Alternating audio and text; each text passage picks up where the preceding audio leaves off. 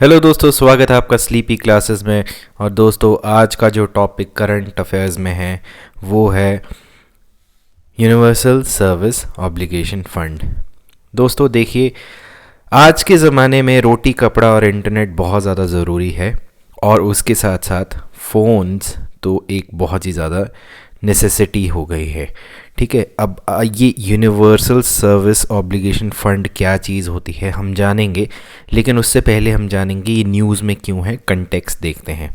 ठीक है, अभी देखिए कि जो यूनियन कैबिनेट है उसने नॉड करी है, हामी भरी है मोबाइल सर्विसेज कितने 7 to 8 विलेजेस में प्रोवाइड करने के लिए हामी भरी है। ठीक है, तो अब यूएसओएफ का क्या इसका रोल है वो जानते हैं। देखिए, अब यूनियन कैबिनेट ने मोबाइल सर्विसेज 7,000 अनकवर्ड विलेजेस जो कि 5 स्टेट्स के हैं। कौन कौन से स्टेट्स हैं? आंध्र प्रदेश, छत्तीसगढ़, झारखंड, महाराष्ट्र और उड़ीसा, जिसके एक एस्टिमेट कॉस्ट जो है 6,466 करोड़ रुपीस जो है उस लागत से बनेगी।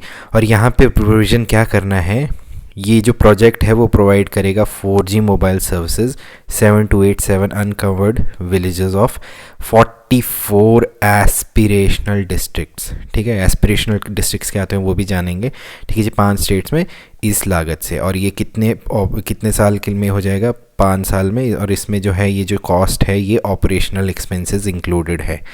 अब ये जो प्रोजेक्ट है ये फ़ंड कौन करेगा? Universal service obligation fund.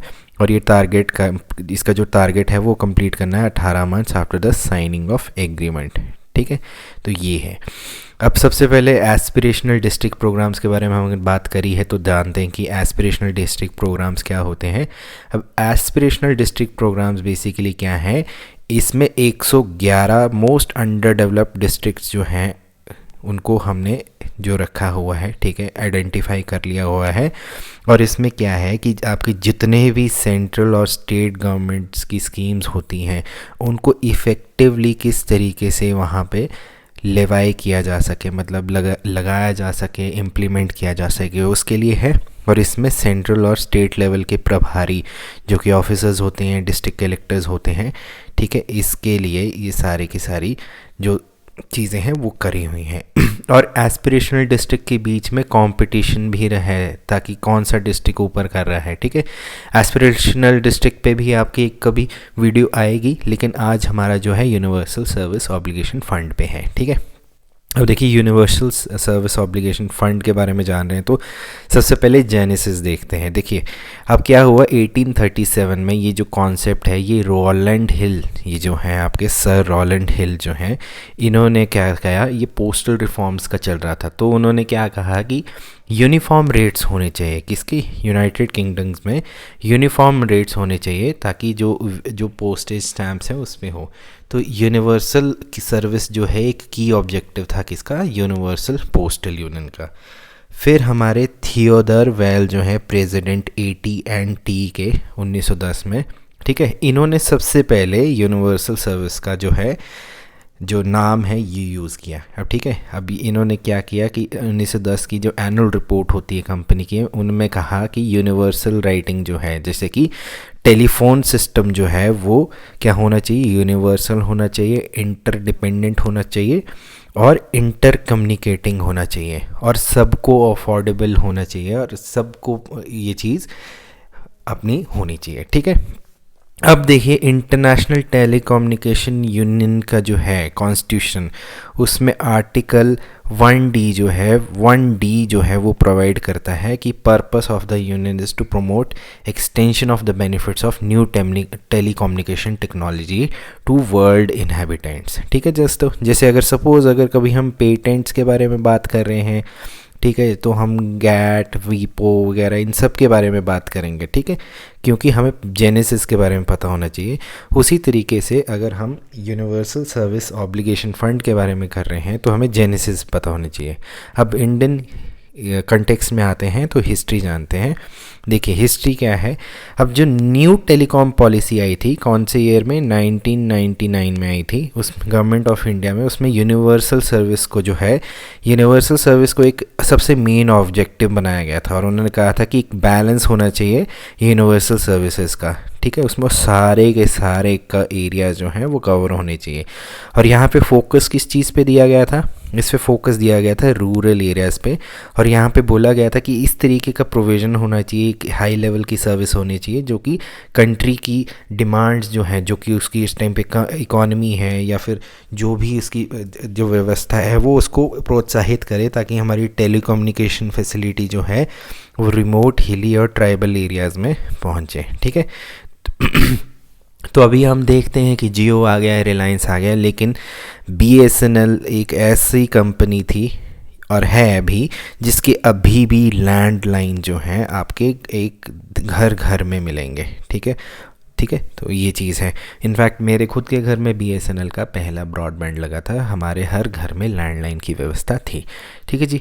तो अब न्यू टेलीकॉम पॉलिसी 99 में क्या प्रोवाइड करा, उन्होंने बोला कि एक रिसोर्सेज बनाते हैं किसके लिए, यूनिवर्सल सर्विस ऑब्लिगेशन के लिए। तो ताकि एक यूनिवर्सल एक्सेस जो है लगाएंगे एक प्रिस्क्राइब्ड अमाउंट का जो हम, ठीक है, चाहे 3% हो जाए 4% हो जाए, वो एक परसेंटेज जो है रेवेन्यू निकालेंगे सारे टेलीकॉम ऑपरेटर से। ठीक है, और फिर उससे एक फ़ंड बनाएंगे। ठीक है, और ये किसने डिसाइड किया था, किसके कंसल्टेशन के साथ, telecom regulatory authority of India के साथ। ठीक है, फिर NTP 99 ने क्या कहा कि हम जो USO ऑब्लिगेशन है वो रूरल रिमोट एरियाज़ को लगाएंगे, ताकि जो आपके जितने भी फिक्स्ड सर्विस प्रोवाइडर्स हैं वो जो आपके जो जितना भी फंड है वो USOF से आ जाएगा, यूनिवर्सल सर्विस ऑब्लिगेशन से आ जाएगा। ठीक है जी, और बाकी सर्विस प्रोवाइडर्स भी इंकरेज करेंगे ताकि वो USO के लिए, ठीक है जी, यूनिवर्सल सर्विस ऑब्लिगेशन के लिए काम करें।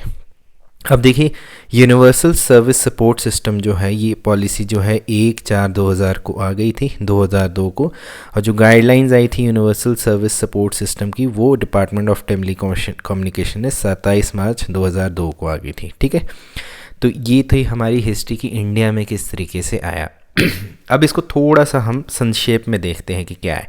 अब यूनिवर्सल सर्विस ऑब्लिगेशन क्या है। सबसे पहला है पॉइंट नंबर 1 कि यूनिवर्सल USOF जो है, इसको शॉर्ट फॉर्म में ही बोल लेते हैं, ये जो है एक एक्ट ऑफ पार्लियामेंट से बना है, अप्रैल 2002 में बना था। ठीक है जी, under Indian Telegraph Act amendment act 2003, और इसको फिर 2006 में फिर से जो अमेंड किया गया था। और ये क्या है, इसमें to provide financial support for the provision of telecom service in commercially unviable rural and remote areas. ठीक है, पहला पॉइंट ये है।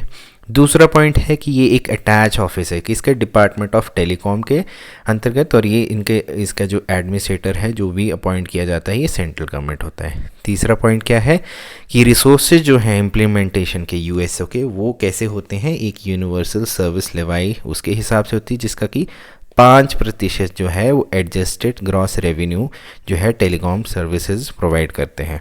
ठीक है, और ये नॉन लैप्सेबल फंड है, मतलब कि जो लवाई अमाउंट जो होता है वो कंसोलिडेटेड फंड में आ जाता है, और फंड जो है वो अवेलेबल होता है USFO जब एक ड्यू अप्रोप्रिएशन होती है पार्लियामेंट की। ठीक है, अब देख रहे हैं मेजर प्रोजेक्ट जो USOF के अंतर कौन कौन के। भारत नेट आपको पता है, ये जो BSNL ब्रॉडबैंड का है सबसे पहले यहाँ पे था। फिर comprehension telecom department development plan for north east region. ठीक है, नॉर्थ ईस्ट रीजन जो है काफ़ी पिछड़ा हुआ है हमारा, उसके लिए है।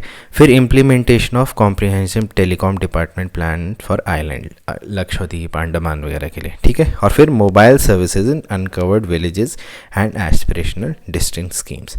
ठीक है, तो आपको पता चल गया कि अब बेसिकली अगर आपको कभी USOF के बारे में कभी पता होना चाहिए तो आपको एक ब्रीफली इसका आइडिया मिल गया है। ठीक है दोस्तों, तो ये था USOF के बारे में। ठीक है, मेरा नाम है अबे, आपसे फिर से मुलाकात होगी फिर से किसी करंट अफेयर्स के साथ। तब तक के लिए टेक केयर, नमस्कार, बाय बाय।